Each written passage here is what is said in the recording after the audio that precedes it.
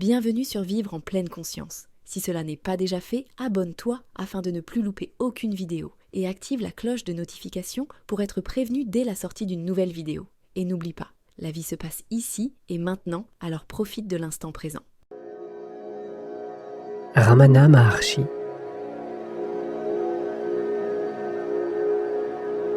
Sois ce que tu es.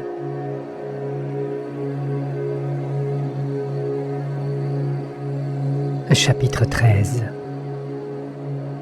Yoga.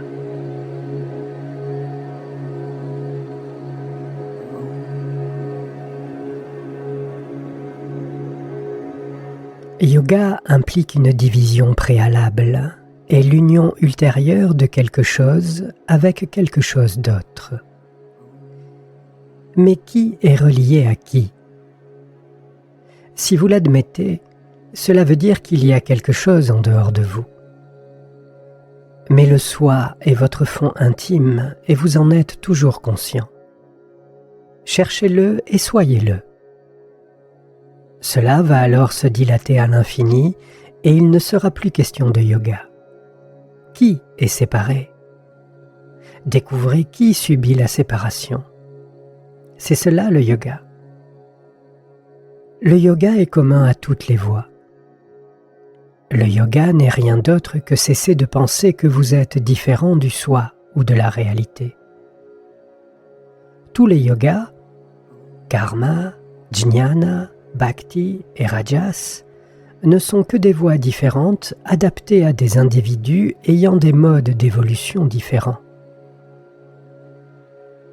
Ils ont tous pour but d'amener les êtres à abandonner l'illusion, nourrie depuis des temps immémoriaux, qu'ils sont différents du soi.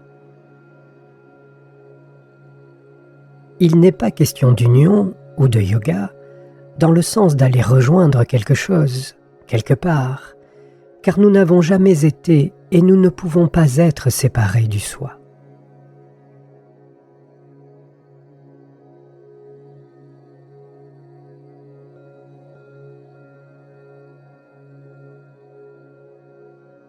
La principale différence entre le yoga et l'investigation du soi est que le yoga impose la répression des pensées, tandis que je conseille l'entrée dans le soi. L'esprit est réprimé dans l'évanouissement ou pendant un jeûne. Mais aussitôt que la cause de la répression n'est plus là, le mental reprend force, c'est-à-dire que les pensées vont affluer comme auparavant. Il n'y a que deux façons de contrôler l'esprit, ou bien rechercher sa source, ou bien l'abandonner à la puissance suprême pour qu'il soit mis hors de combat. Renoncer veut dire reconnaître l'existence d'une force de décision suprême. Si le mental refuse son assistance dans la recherche du soi, laissez-le aller, et quand il revient, dirigez-le vers l'intérieur. Mais pour réussir, il faut de la patience et de la persévérance.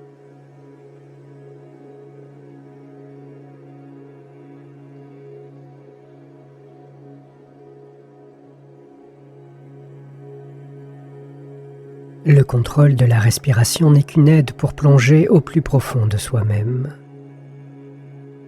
On peut plonger de la même façon en contrôlant le mental. Quand le mental est contrôlé, la respiration l'est automatiquement. Ce n'est pas la peine de chercher à contrôler la respiration. Le contrôle du mental est suffisant. Le contrôle de la respiration est pour ceux qui ne peuvent pas maîtriser leur esprit à volonté.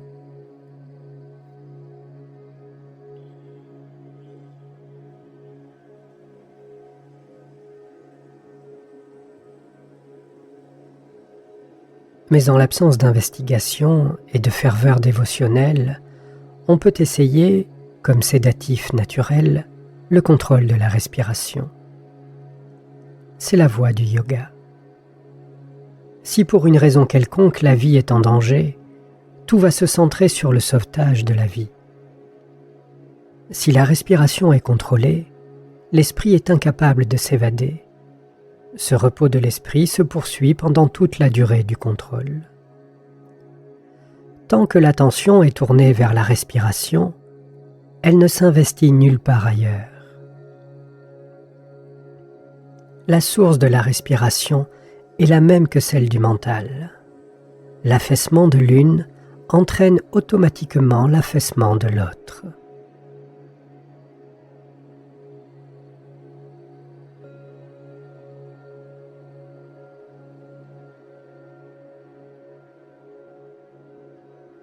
Tant que les yogis fixent leur mental sur les chakras, les centres subtils tels que le Sahasrara, ils n'ont plus conscience de leur corps.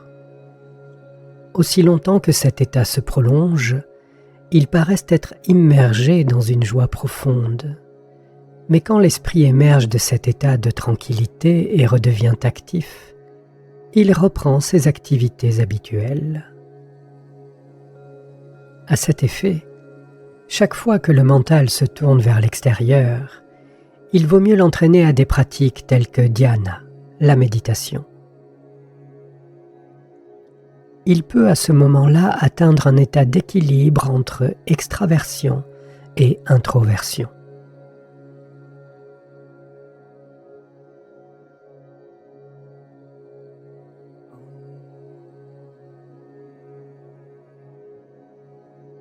Le contrôle du mental, induit par pranayama, le contrôle de la respiration, est temporaire, car le calme ne dure qu'autant que la respiration est contrôlée. Il est donc provisoire. Pranayama n'est pas l'objectif final. Il faut poursuivre jusqu'au retrait des sens, à la concentration de l'esprit, à la méditation et au samadhi. Ces stades sont en rapport avec le contrôle du mental. Un tel contrôle du mental est plus facile pour quelqu'un qui a déjà pratiqué le pranayama. Le pranayama conduit donc à des niveaux supérieurs. Comme ces niveaux supérieurs impliquent le contrôle du mental, on peut dire que le contrôle du mental est l'objectif du yoga. Quelqu'un de plus avancé ira directement au contrôle du mental sans perdre son temps dans des pratiques de contrôle de la respiration.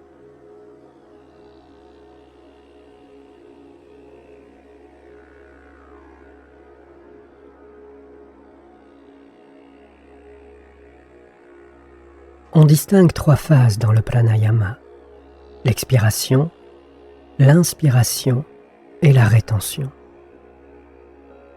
L'expiration est l'abandon complet de toute identification avec le corps. L'inspiration, c'est la fusion intérieure par la recherche continue « qui suis-je ?». Demeurer ferme dans la réalité du « je suis cela », c'est la rétention. C'est cela le véritable pranayama.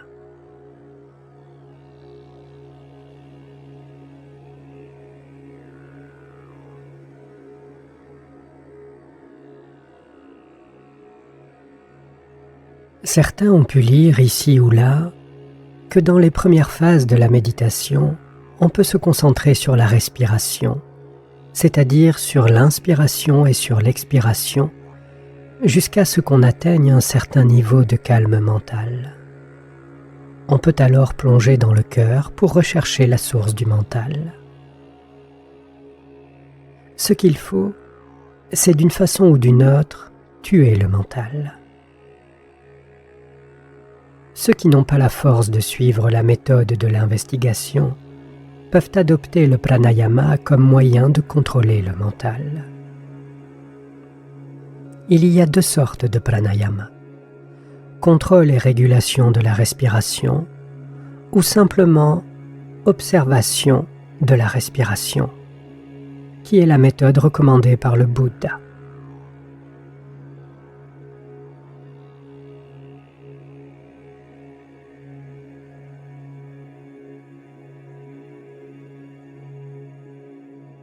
Il y a plusieurs façons de rythmer la respiration, soit en comptant, soit en récitant des mantras.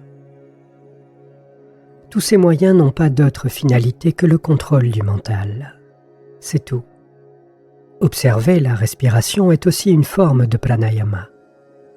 Inspirer, retenir, expirer est une méthode plus violente et qui peut même être dangereuse sans un gourou qualifié pour guider le chercheur, étape par étape. Mais la simple observation de la respiration est facile et sans risque.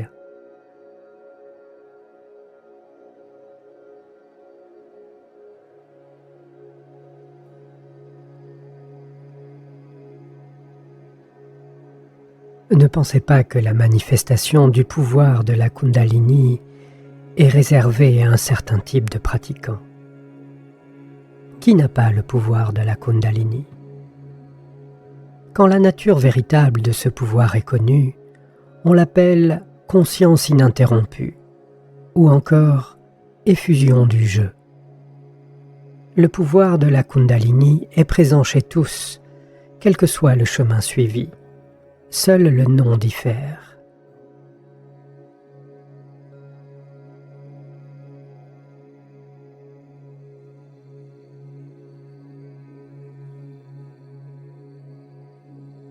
Certains disent que la Shakti se manifeste en 5 phases, en 10, en 100 ou en 1000. Mais la Shakti n'a qu'une seule phase. Dire qu'elle se manifeste en un certain nombre de phases est une façon de parler. La Shakti est une.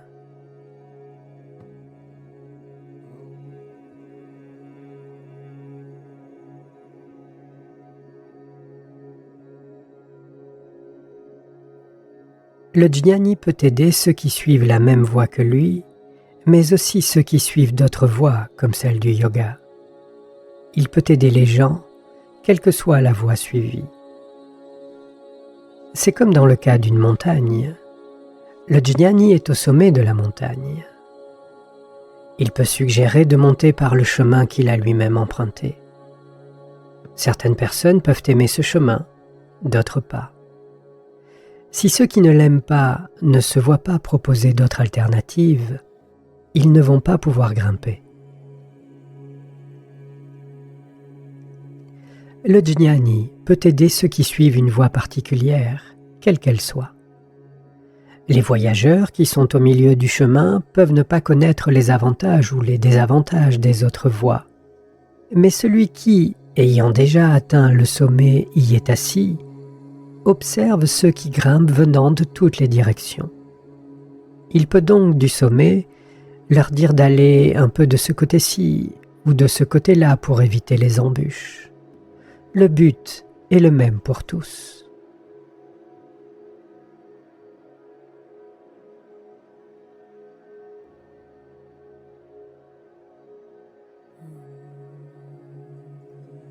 Par l'investigation qui suis-je, on peut diriger l'énergie vitale, le prana, dans le canal subtil de la sushumna, de façon à trancher l'identification de la conscience avec le corps.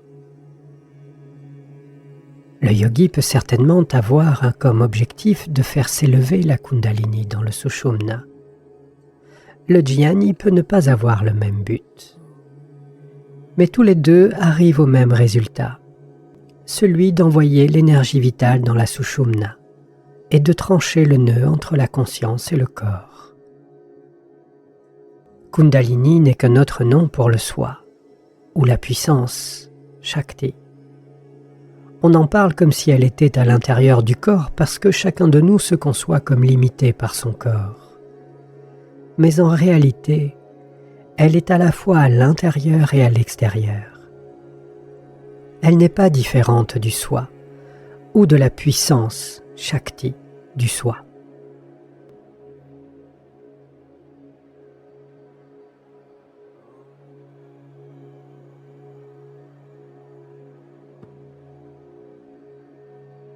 Pour mettre en mouvement les canaux subtils de manière à faire monter la kundalini dans la sushumna, le yogi a certainement ses propres méthodes de contrôle de la respiration. Mais la méthode du jnani est celle de l'investigation. Quand par cette méthode, l'esprit se fond dans le soi, la Shakti, ou Kundalini, qui n'est pas dissociée du soi, s'élève automatiquement. Les yogis attachent la plus haute importance à la montée de la Kundalini jusqu'au Sahasrara, le chakra du lotus aux 1000 pétales, situé en haut du crâne. Il s'appuie sur les écritures dans lesquelles il est dit que le courant vital entre dans le corps par la fontanelle. Comme il s'est produit par la suite une séparation, la réunion, le yoga, doit se faire, disent-ils, dans le sens inverse.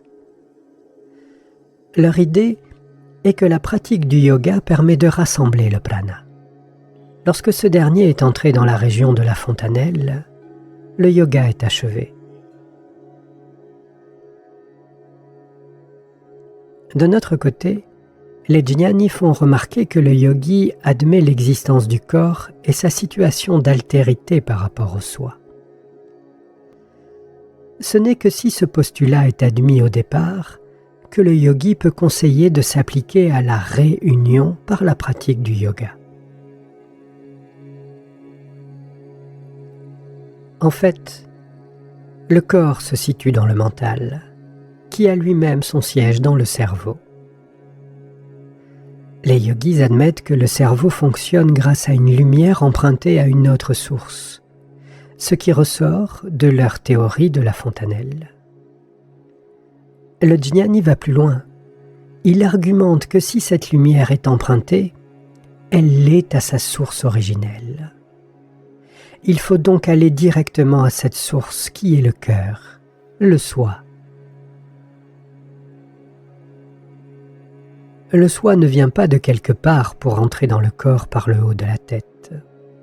Il est comme il est, toujours étincelant, parfaitement stable, immobile et immuable. L'individu se confine lui-même à l'intérieur des limites de ce corps changeant, ou de l'esprit qui tire son existence du soi immuable. Il suffit d'abandonner cette identification erronée. Ceci étant fait, le soi à l'éclat permanent va se révéler comme étant l'unique réalité non duelle. Il n'y a pas de doute que la concentration sur le Sahasrara peut provoquer un état d'absorption. Mais les tendances mentales latentes ne vont pas être détruites pour autant. Le yogi va donc nécessairement s'éveiller du samadhi parce qu'il n'est pas encore libéré de ses chaînes. Il doit encore travailler à faire disparaître les tendances mentales qui sont en lui jusqu'à ce qu'elles ne dérangent plus la paix de son samadhi. C'est ainsi qu'il redescend du Sahasrara au cœur, à travers le Jivanadi, qui n'est qu'une continuation de la Sushumna. La Sushumna est donc infléchie.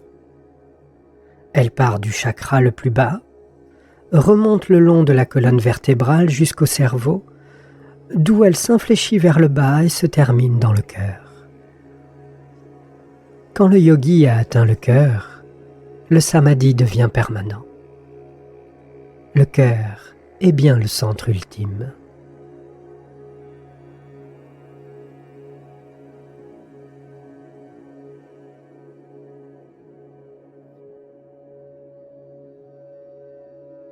Certains disent que le Hatha Yoga prévient les maladies et que sa pratique est une étape préliminaire au Jnana Yoga. Que ceux qui prônent cela le fassent. Mais ce n'est pas notre pratique ici. Toutes les maladies peuvent être effectivement annihilées par la pratique continue de l'investigation du moi. Si vous partez de la notion que la santé du corps est nécessaire à la santé du mental, vous ne cesserez plus de vous occuper de votre corps.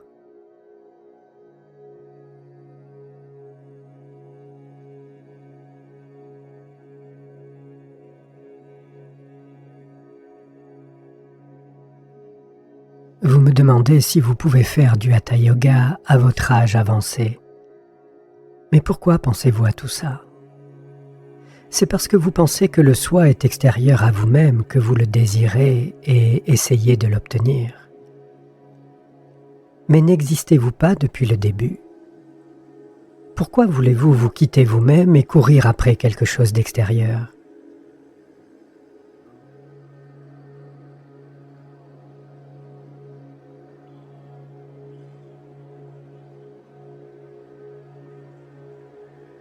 Le Hatha Yoga n'est pas indispensable pour aider à la recherche du soi. Chacun trouve la méthode qui lui convient en fonction de ses tendances latentes antérieures. Les Hatha Yogis prétendent garder le corps en forme afin que l'investigation puisse se faire sans difficulté. Ils disent aussi qu'ils prolongent la vie de telle sorte que l'on puisse mener l'investigation du soi à bonne fin. Certains utilisent même des drogues à cet effet. L'exemple qu'ils utilisent est que le corps est comme une toile qui doit être parfaitement propre avant qu'on puisse peindre dessus. Oui, mais à quoi correspond l'écran et à quoi correspond la peinture? D'après eux, le corps est l'écran et la recherche du soi est la peinture. Mais le corps lui-même n'est-il pas une peinture sur l'écran, qui est le soi?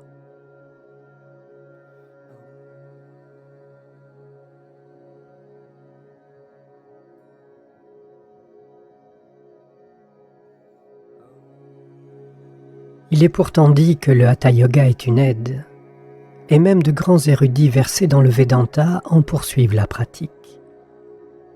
Leur esprit ne pourrait pas être apaisé autrement. On peut dire que c'est une aide pour ceux qui ne peuvent pas calmer leur esprit autrement.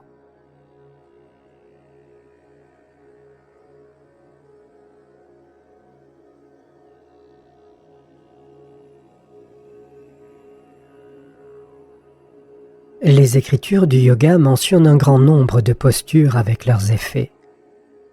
Les sièges sont la peau de tigre, l'herbe, etc. Les postures sont la posture du lotus, du demi-lotus, etc. Pourquoi tout cela? Pour en arriver à se connaître soi-même? La vérité, c'est que l'ego se lève à partir du soi, puis s'identifie au corps, prend à tort le monde pour réel et ensuite, avec une suffisance marquée d'égotisme, se met frénétiquement en quête d'asana.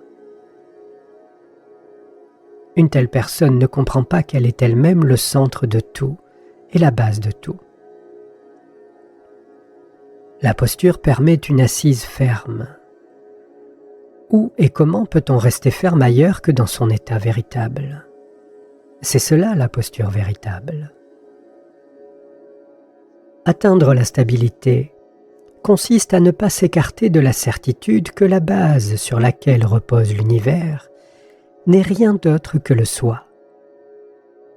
C'est cela l'espace de la connaissance véritable. Le seul illustre qui seul est la posture ferme et immuable du samadhi parfait.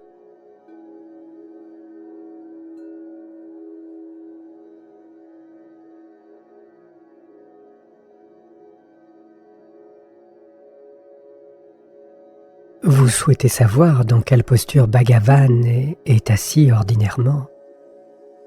Dans la posture du cœur, là où c'est agréable, là est mon asana.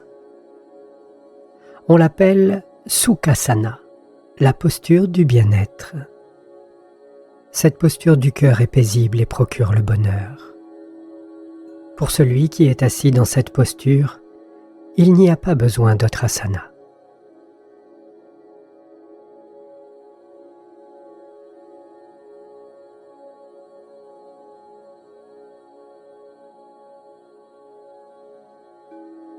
Si la Bhagavad Gita paraît insister sur le karma yoga, car Arjuna est convaincu de se battre, et que Sri Krishna lui-même donne l'exemple d'une vie active en accomplissant de grands exploits, n'oubliez pas que la Bhagavad Gita commence par dire que vous n'êtes pas le corps, et que, par conséquent, vous n'êtes pas l'agent de l'action.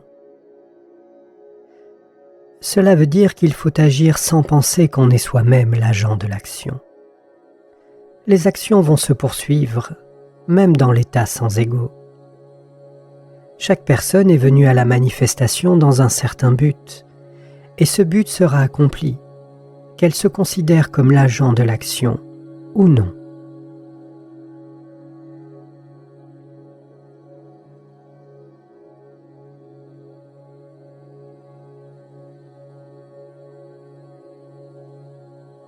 Le karma yoga est le yoga dans lequel l'individu ne s'attribue pas la fonction d'acteur.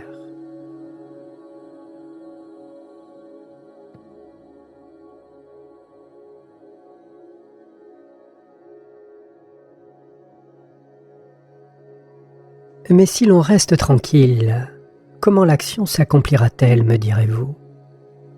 Où se situe dans ces conditions le karma yoga?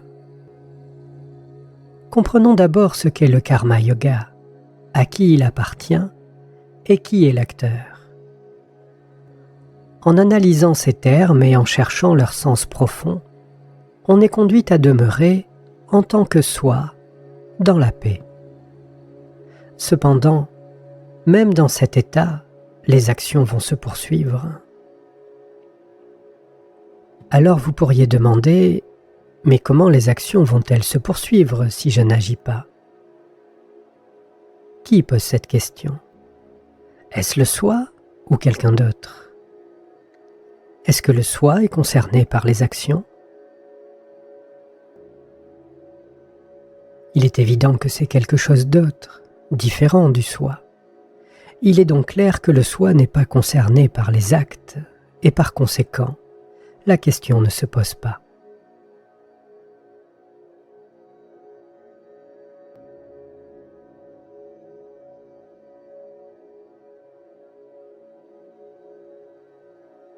Certains peuvent vouloir pratiquer le karma yoga pour aider les autres. Qui est celui que vous devez aider? Qui est ce jeu qui se prépare à aider les autres? Éclaircissez ce point d'abord, et tout le reste se résoudra de lui-même.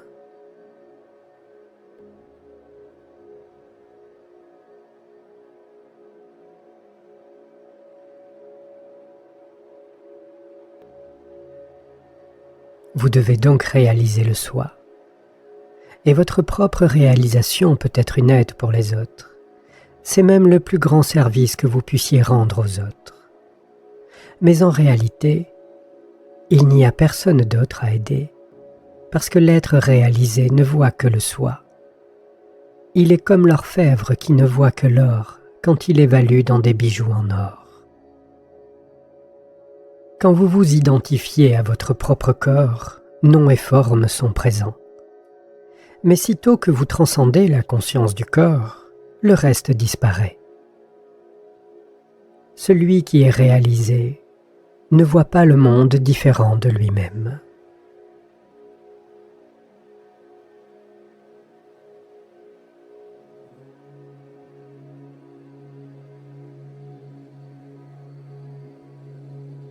Alors vous pourriez penser qu'il vaudrait mieux que les saints se mêlent aux autres pour les aider.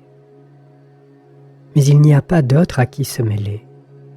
Le soi est la réalité unique. Le sage aide le monde tout simplement en étant le vrai soi. La meilleure façon d'aider le monde est de parvenir à l'état sans ego.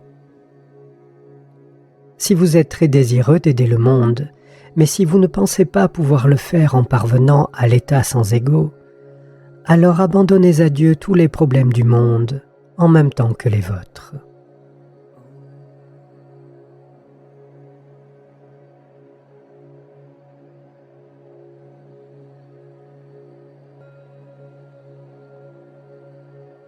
Peut-être pensez-vous que vous devriez essayer de soulager la souffrance du monde. La puissance qui vous a créé a aussi créé le monde. Si elle peut prendre soin de vous, elle peut également prendre soin du monde. Si Dieu a créé le monde, c'est son affaire d'en prendre soin, non la nôtre.